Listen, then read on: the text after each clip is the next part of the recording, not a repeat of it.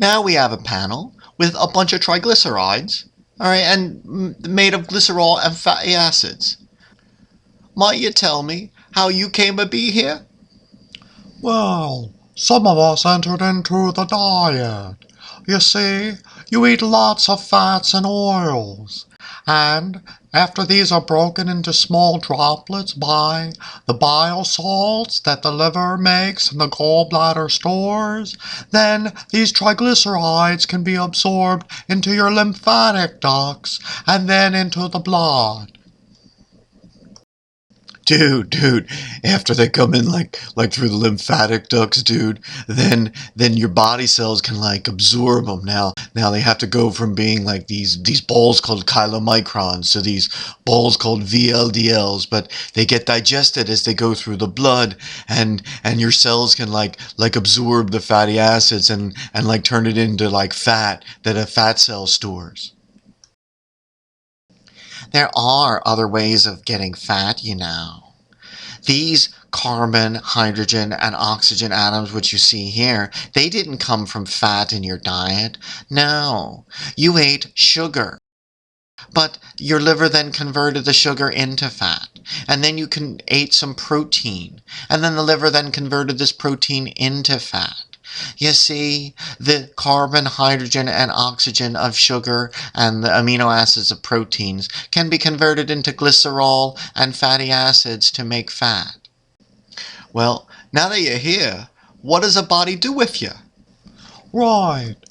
I am no longer technically fat. Instead, you should call me a phospholipid because instead of 3 fatty acids attached to glycerol, there are only 2, but a polar phosphate ion has been attached to the third carbon.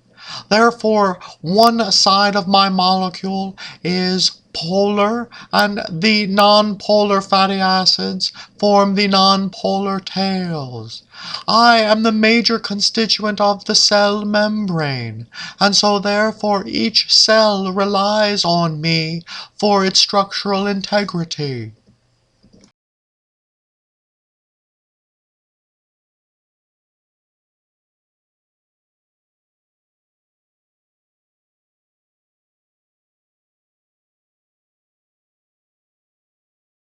I'm your energy source. You can convert me into sugar. The liver's good at doing that. Or the liver can release fatty acids as energy sources called ketone bodies. And so, dude, I'll help you like dream tonight. Or I'll give you the energy to like run or something. So I'm an energy reserve. In fact, I am so efficient that you would weigh a whole lot more if you stored your energy as sugar or protein. It turns out that triglycerides are like the most efficient way to store your energy reserves, dude. Cool. That's not all you can do with fatty acids, you know.